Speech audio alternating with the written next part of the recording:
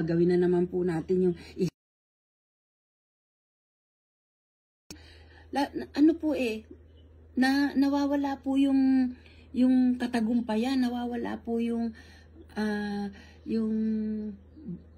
going na yung pagtugon ng Panginoon sa bawat hinihingi natin. Kasi sabi, 'di ba minsan sa mga gulang nga po natin, sasabihin natin Nay, pahingi nga po ng something. Ano sasabihin ni nanay natin?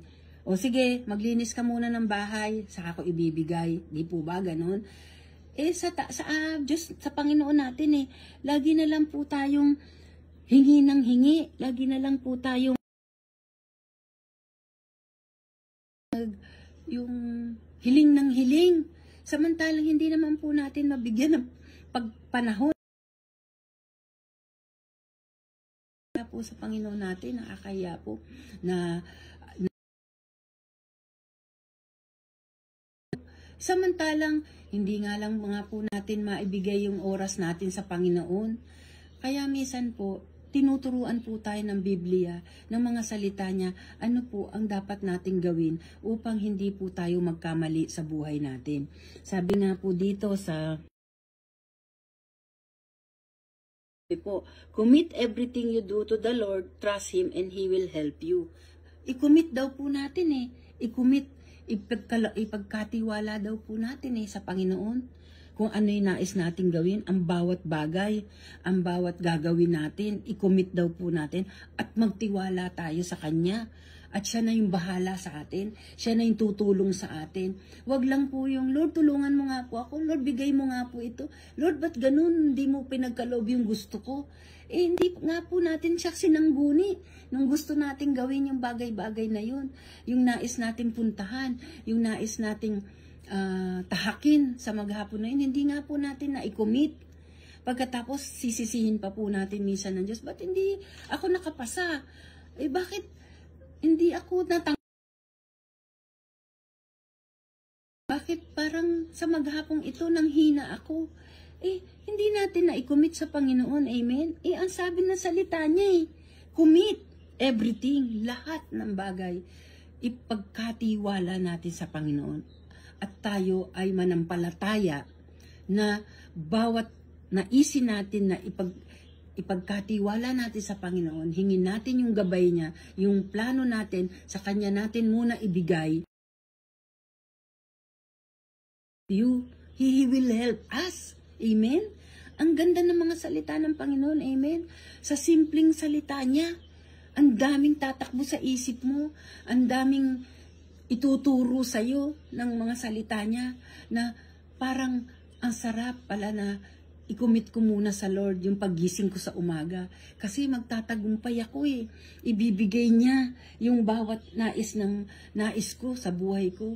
Ibibigay niya yung pangako niya. Kasi nga, ang Lord, pag nangako, di ba ang sabi niya, and He will help you.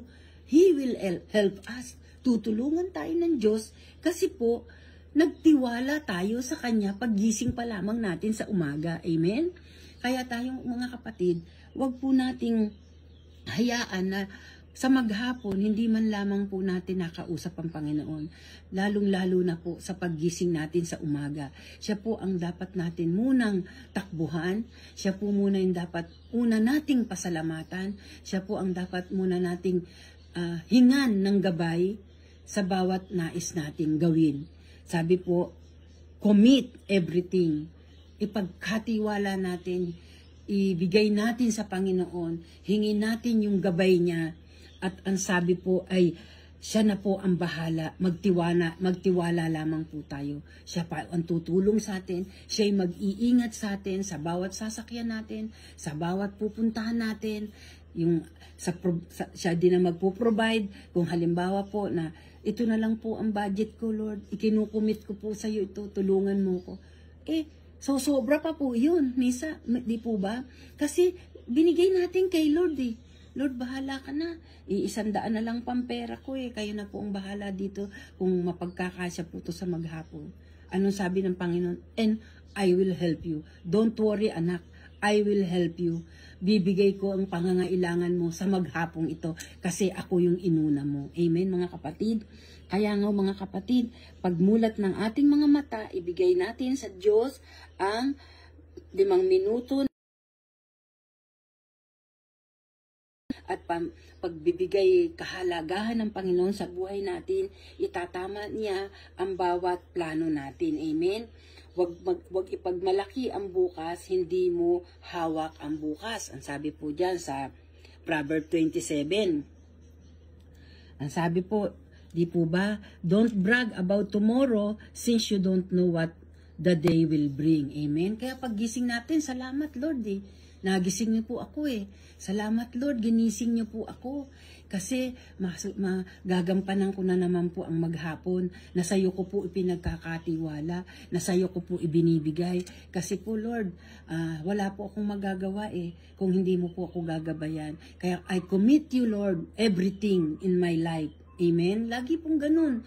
Ang ibuka natin sa Panginoon, ang ilapit natin sa Panginoon, pagmulat ng ating mata, wag po agad telepono ang ating hawakan kasi uubusin ng telepono, ng social media, ang oras natin. Mawawalan po talaga tayo ng oras para sa Panginoon. Tapos magmamadali na po tayo kasi malilate na po tayo. Kailangan pa po nating mag-abang ng sasakyan or magpunta sa ganito, gawin yung ganito.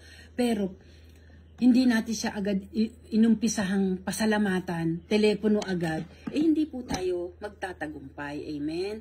Ang sabi po sa ating pinag-aaralan na lagi po nating magtiwala sa Panginoon. Pagmulat ng ating mga mata, pagkatiwala na natin agad sa Panginoon, ang bawat nais nating gawin. Amen? Sabi nga po ay lagi tayong magtiwala, lagi pong ibigay ang everything, lagi po nating ihingi ang gabay ng Panginoon. Amen? Sapagkat ang nananangan sa Panginoon ay laging may katagumpayan. Ang ibinibigyan ng panahon ang Panginoon sa bawat umaga